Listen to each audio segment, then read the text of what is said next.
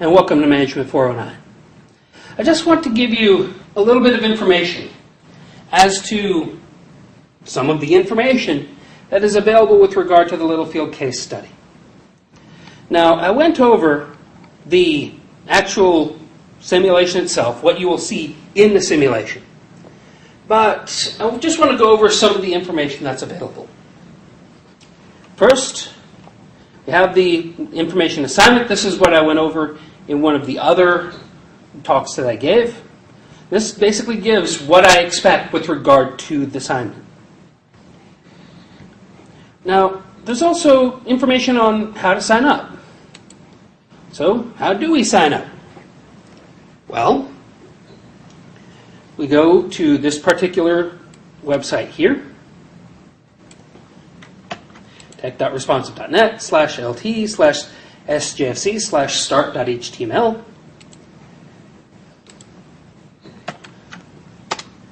And this is what appears. So the first thing that we need to do is we need to type in the course access code. This is, by the way, how to sign up for the Littlefield simulation. So the first thing we do is we type in Fisher. Yay. So this brings us to team registration. So if we're creating a new team, you'll make up a new team name and password. So whoever signs up first for your group, choose a team name and password and put that below. So let's put in a team name, random team. And password, random password.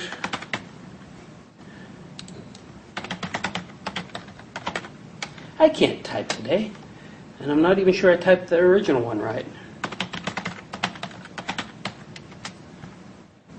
And never remember for the site. So once that's there, this is what you should see. So what you'll do is you'll put your individual name, such as mine here. And then you'll put your access code. Now, that access code, that's what you purchased from the St. John Fisher College bookstore. So that code that you got from the St. John Fisher College bookstore, that you put here. So that weird combination of letters and numbers, that you'll put here. Okay? So each of you will put your team name and access code, and you'll put it in this list. Now, you'll note that there is room for up to 6 players. Except for one possible team in my, I think it's section 03. There should be room for all members of each team. So officially, given all 4 sections that I teach, there will be, other than the do nothing team, which shows what would happen if you did nothing, and there should be 17 teams. And like I said, 16. And then I will have a team. Like I said, I will be competing alongside you. And if your team gets a better result in the simulation than mine, then that means 100 for all 3 parts of the Littlefield simulation. But here, you'll put your team name, and here's where you put the Littlefield access code. Okay? So those instructions are available there. Littlefield assignment summary, I went through that already. The peer review list, well, I may have to make some changes to this because I may have to put more entries. I was expecting fewer people per team, so I may have to put in another box here or 2 so that more teammates can be filled in. But the idea here, you have a total of 30 points that you will divide among your teammates. So you will divide them up however you wish. If you wish to reward everyone equally, then you'll divide the points equally. If you want to give someone more, you can. If you want to give someone less, you can. That said, my advice, if you do so, put it in the comments. Okay? Okay? Okay. So yes, you will be graded by your teammates. Okay? Okay.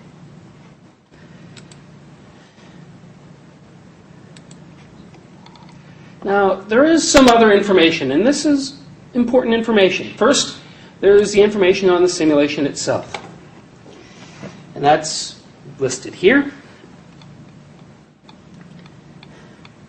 Basically, first important piece of information. Well, first you start off with roughly $1 million in reserve at day 0, and that will go up and down depending on how well you manage this particular process. But the first important piece of information is right here, because that tells you what the data is going to do roughly. Now again, customer demand will be random. That's the variation. That's the up and down stuff. However, expected demand, the average demand, if you will grow at a constant linear rate until day 120 and then stay flat until day 268. So on average, it's going to go up until day 120 and then flatten out until day 268. So you might want to look at demand per day on the simulation and start planning how you intend to forecast that. So, let's see, some other important pieces of information here. Of course, reorder point and order quantity. So you're going to need to figure out a reorder point safety stock. You're going to need to figure out an EOQ, how much you want to order each time. Now, it can be a little confusing with regard to the numbers, so be careful. It says here kits are purchased in multiples of 60 because orders arrive in batches of 60. In other words, each job involves 60 satellite receivers. So each kit, these multiples of 60 kits, that's one job. Okay? So be aware of the numbers. And then, well, as I was mentioning before, there's 3 possible contracts to choose from. The if you promise a faster lead time to your customers, you get more money per job. So, if you go with the slow contract, and you start with the slow contract, you get $750 per job if it's done on time. If you get it done within 7 days, it is. From that 7 days, going from there, the amount that you get per job decreases linearly until it reaches that maximum lead time of 14 days. So, if it takes 7 days to complete a job and you're using the slow contract, you get $750. If it takes 10.5 days, you get $375. If it takes 14 days, you get nothing. Okay? So you're going to have to work with this process. You're going to have to fix some things. The medium contract, well, that's $1,000 if you get it to the customer within 1 day. Now, if from there it decreases linearly to a maximum lead time of 3 days. So the way this works, if you're using the medium contract, if you get it done within 1 day, you get $1,000. If it takes exactly 2 days, you get $500. If it takes 3 days, you get nothing. So, the fast contract. The fast contract, well, you get $1,250, but you have to deliver within half a day. So, price of $1,250. If you deliver within half a day, you get the $1,250. It then decreases so that if you don't deliver within 1 day, you get nothing. So, which contract should you choose? Keep in mind, if you're doing your job, you should be improving your process. You should be purchasing machines so that the process improves. And that's part of your job, figuring out how many more machines that you need to buy. So let's see. What else is here with regard to important information? And yes, so you click on Edit Data to fix that with regard to which contract you want. Now, the way this simulation works, factory has been running for 50 days by the time you get a hold of it. At that point, it's your job to manage the capacity, how much the process is able to get done. Scheduling, in other words, what to order and when. Contract quotations, so how fast, what are you going to promise to your customers? So the goal is to make as much money as you can. So you're not getting any more money beyond the cash that's there. Okay? So you'll have control of the factory from day 50 to day 218. In the simulation, 1 hour of simulated day equals 1 day. So 1 hour per simulated day. So in 7 real days, that'll take you from day 50 to day 218. At day 218, you lose control of the factory, and it runs for another 50 days. The reason for that is because, well, you can't just sell off all your machines at day 217 and just call it a day. Okay, that's the main reason for that extra 50 days. So your team should turn in. Well, I asked for 2 deliverables with regard to your analyses. The reason why I asked for the pre-simulation write-up is because if you want to do well in the simulation, you need to plan in advance. Expecting to wing it does not work very well. Okay? So, I want to see your analysis. I want to see your planning. I want to know what you intend to do and why you intend to take those actions. Okay? Okay. Also, you have this website here that gives an overview of Littlefield and some of the things that are available. So, this, of course, you've seen before. You have the customer orders coming in, goes through the board stuffing step, then it goes through the testing step, then it goes through the tuning step, and then back through the testing step before being completed. Now, the machines, well, here's the price for each of the machines. Another board stuffing machine costs $90,000. Another testing machine costs $80,000. Another tuning machine costs $100,000. Now, if you want to sell any machine, well, you'll get $10,000 back. That said, well, for lack of a better way of putting it, it's kind of like selling your books at the end of the semester. You really don't get much for them, right? But anyway, so, and by the way, this is basically, the operators are paid a fixed salary, and increasing the number of machines does not require any machines increasing the number of operators. In other words, to purchase one more machine, it just costs you $90,000 at the board stuffing step, $80,000 at the testing step, $100,000 at the tuning step. Okay, so let's see what else we have in regards to important information.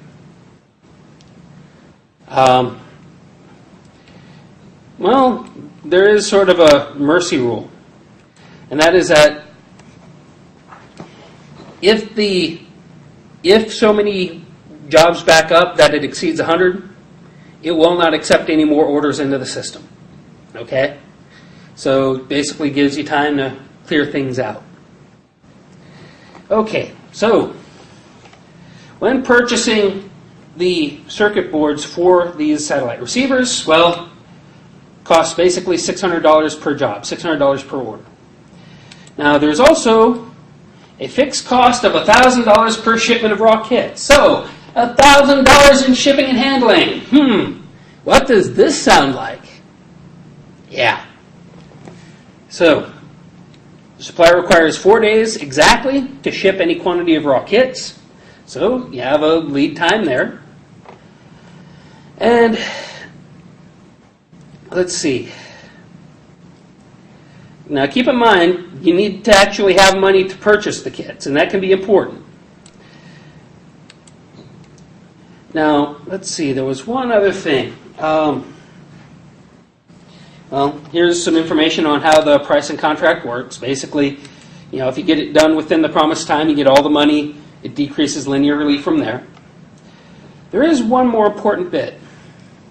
Now, I've given the, well, you shouldn't be able to calculate the annual demand, right, for EOQ. I've given you the setup cost for EOQ. So what's the holding cost per item per year? Well, that can take several different forms depending on the problem, but, well, basically, the holding cost per item per year is what you don't earn in interest from the bank, basically. In other words, the cost of capital. So, the balance earns interest at a compounded rate of 10% per year. So if you decided to purchase these kits rather than have the money in the bank, well, that's a 10% cost, right? So, holding cost per item per year, well, let's see. If for each job it costs $600, and the holding cost per item per year is 10% of that, you see what I'm saying? Yeah, you see what I'm saying. Okay, so there's information with regard to accessing the factory, signing your name, signing your team up, and here's a list of what information is available and what you can adjust. Lot size, really, that's not important. You can adjust the pricing contract at the customer order queue step. In other words, do you want the slow contract, medium contract, or fast contract? Materials buffer, this is, basically reorder point. So what's your reorder point? Reorder quantity, that's your EOQ. And then station queue, how much jobs are waiting for each one. The stations themselves, number of machines at each station. So this gives you an idea as to what you can change and what you can make decisions on. Okay? So I advise you to start looking through this information, start making decisions, and good luck, be well, and take care. Thank you.